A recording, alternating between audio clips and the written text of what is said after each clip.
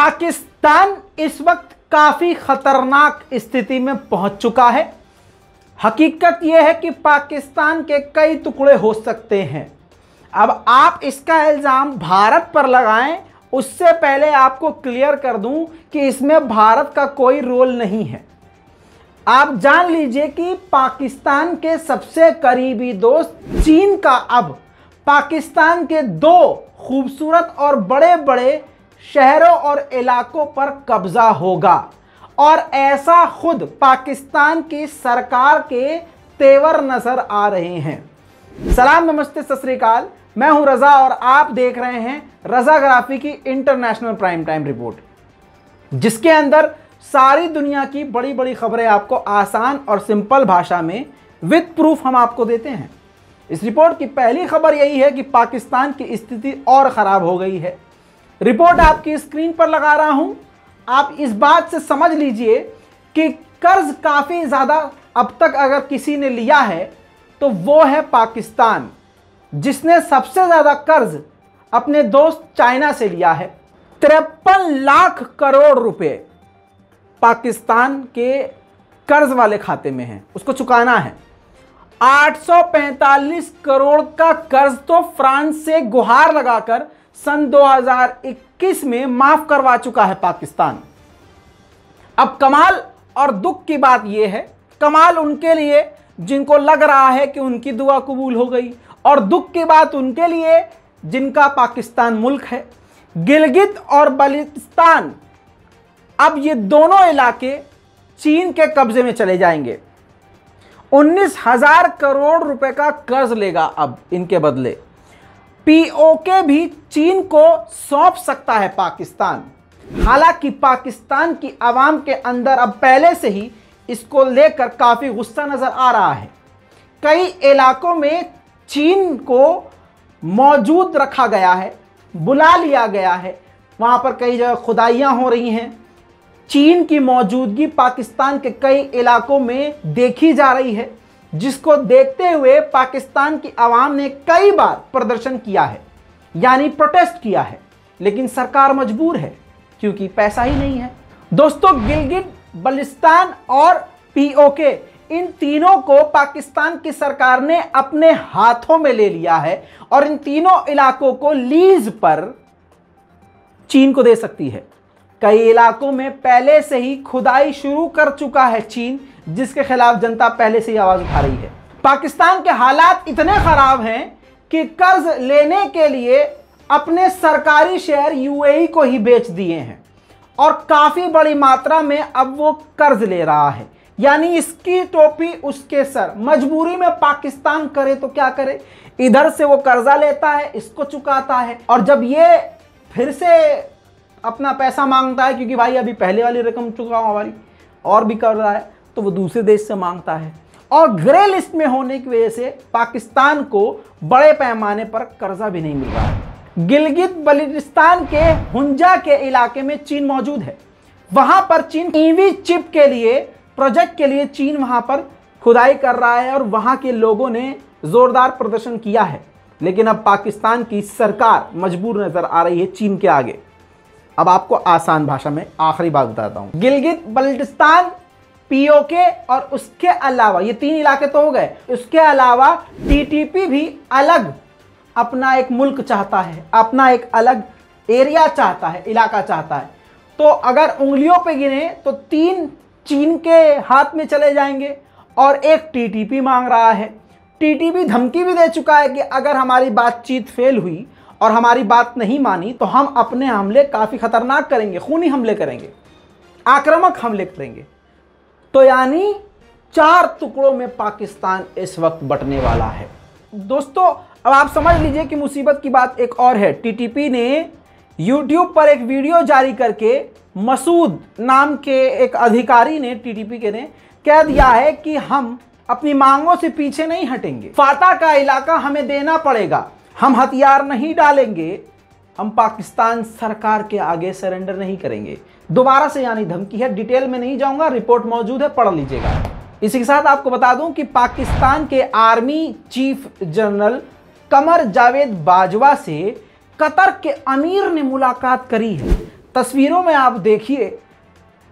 और इस मुलाकात के बाद ऐलान यह किया गया है कि पाकिस्तान और कतर मिलिट्री अलायंस करने वाले हैं, यानी दोनों अब एक दूसरे की सुरक्षा के लिए तत्पर हैं, हाथ मिला चुके हैं, सैन्य मदद एक दूसरे की करेंगे। पाकिस्तान की सेना यानी अब कतर के साथ है और कतर की फोर्स पाकिस्तान के साथ है। भारतीय गोदी मीडिया इस बात को अब लिख रहा है कि नुपुर शर्मा की वजह से कतर अब पाकिस्तान के साथ हो गया है। हालांकि ऐसा कुछ है नहीं, लेकिन अगर गोदी मीडिया ये लिख भी रहा है तो सुप्रीम कोर्ट तो खुद ही कह चुका है कि भारत में नफरतिया माहौल की वजह ही नुपुर शर्मा है, तो इसमें गलत क्या है।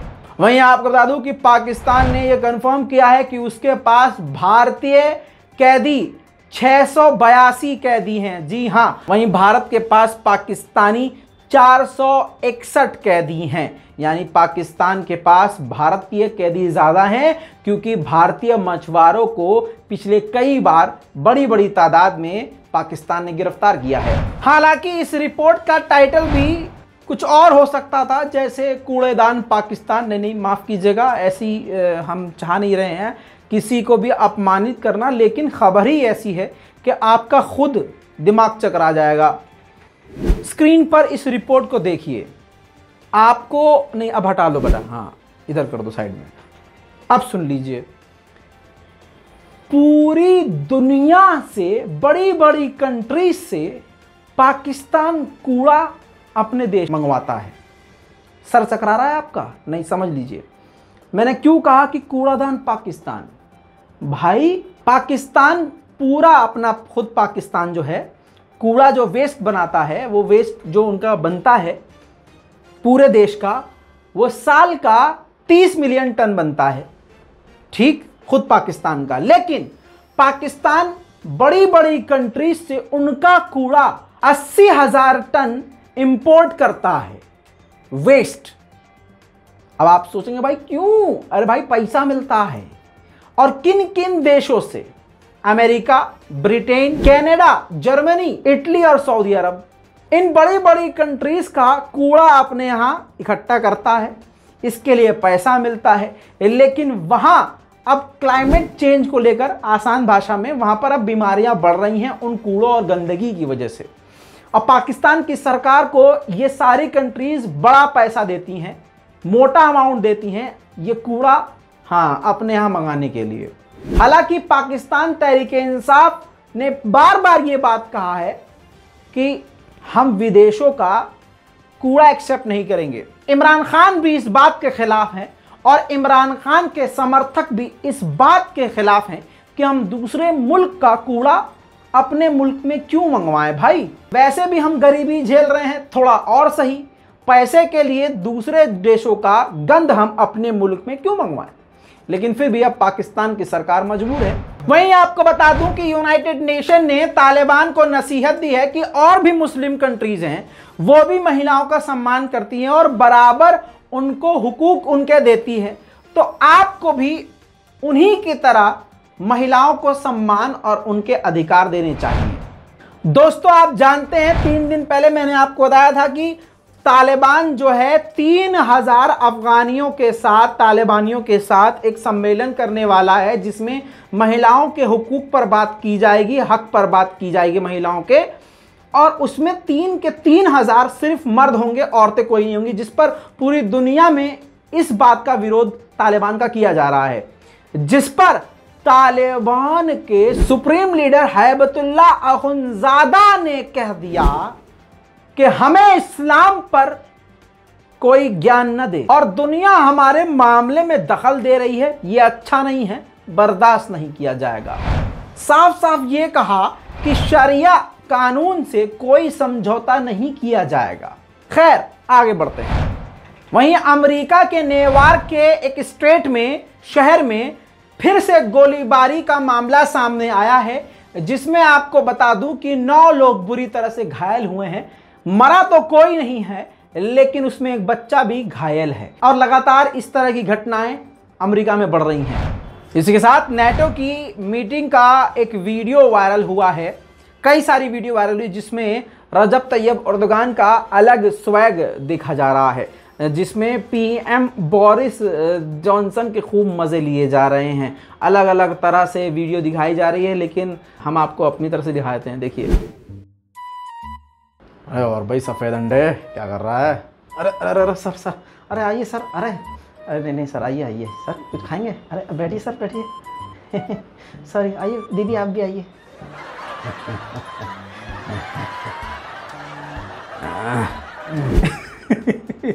दोस्तों इसके अलावा एक और वीडियो वायरल हुआ है जिसमें मजाक में एक दूसरे को उंगली करते हुए नजर आ रहे हैं, जिसमें जब रजब तैयब एर्दोगान उंगली करते हैं बोरिस की तरफ, तो बोरिस भी पलट के उंगली करते हुए जवाब देना चाहते हैं, जिसमें बाइडन बोरिस का हाथ पकड़ के शांत कर देते हैं कि भाई साहब ये सब मजाक चल रहा है, अलग अलग तरह से मजाक हो रहा है, तो हम तो आपको फुल एंटरटेनमेंट देंगे।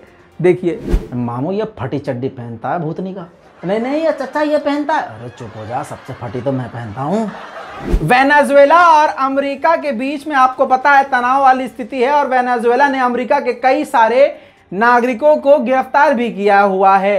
अब तेल मांगने के लिए अमेरिका का एनवॉय गया था, पटाने के लिए, पुचकारने के लिए और अपने कैदियों को आज़ाद भी करवाने के लिए। मीटिंग में क्या हुआ ये नहीं पता, लेकिन कमाल की बात यह है कि वेनेजुएला ने एक भी कैदी को नहीं छोड़ा है, दुदकार दिया है कनपट्टी पे मार के।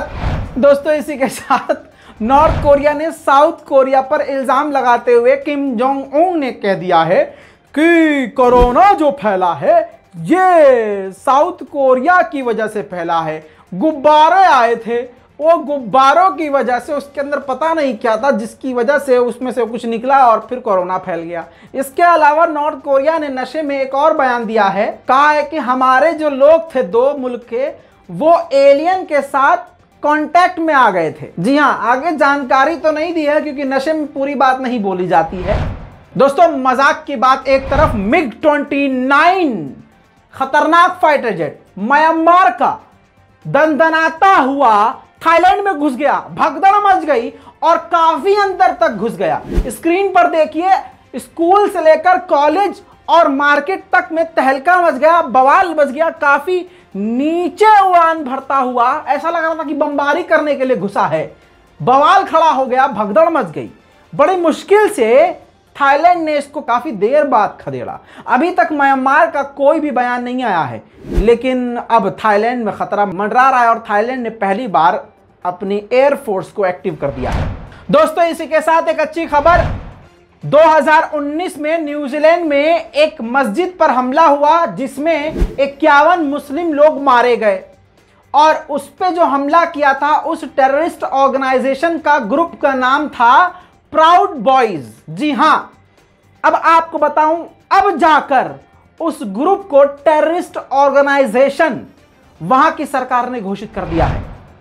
दोस्तों इसी के साथ एक और बड़ी खबर आ रही है, अमेरिका ने 12 चाइनीज कंपनी को ब्लैकलिस्ट कर दिया है क्योंकि वो कंपनीज अमेरिका के हथियारों के कुछ पार्ट्स ईरान को दे रही थी। दोस्तों दूसरी तरफ मैं आपको पहले ही बता चुका हूं, भारत में मुल्लों की चूड़ी टाइट की जा रही है, मुसलमानों के घर तोड़े जा रहे हैं, मुसलमानों के खिलाफ हथियार उठाने की बात की जा रही है। अब्दुल को टाइट करो, हम बेरोजगार रह लेंगे, लेकिन अब्दुल का मुंह तोड़ना जरूरी है। बिल्डोजर बाबा बिल्डोजर चलाओ, इसी में परेशान है लपर झंटस। लेकिन देखिए, हिंदुस्तान में मुसलमानों के खिलाफ बीजेपी का एजेंडा, लेकिन अरब जाकर सऊदी अरब के साथ गले मिलकर ऐसे 56 इंच वाले ने गोलियां भरकर, स्क्रीन पर देखिए, मिलिट्री टाई अप कर लिया है। दोनों देशों के बीच में गहरी बातचीत चल रही है, जिसके बाद सऊदी अरब और यानी मुल्लों के देश का बादशाह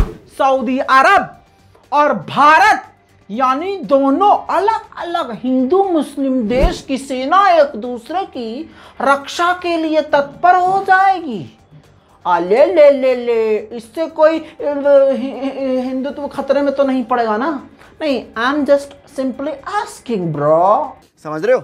वहीं आपको बता दूं, भारत की खुद की सुरक्षा एजेंसी DRDO ने, स्क्रीन पर देख लीजिए, भारतीय रक्षा मंत्री ने ट्वीट करके जानकारी भी दी है, जबरदस्त तरीके से एक ड्रोन का सफल परीक्षण किया है। यह काफी एडवांस ड्रोन है, और इसकी काफी ज्यादा तारीफ की जा रही है, क्योंकि भारत ने इसको खुद बनाया है, किसी की कोई सहायता नहीं ली है। इसकी ताकत अब ये समझ लीजिए, हथियारों को भी ले जाया जा सकता है, वार भी किया जा सकता है, दुश्मन पर नजर भी रखी जा सकती है। दोस्तों, अभी तक के लिए इस इंटरनेशनल रिपोर्ट में इतना ही था।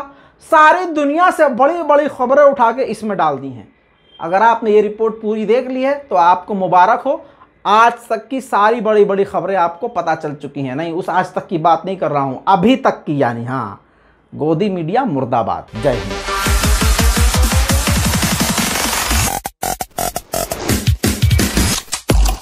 तेरा बाप आया।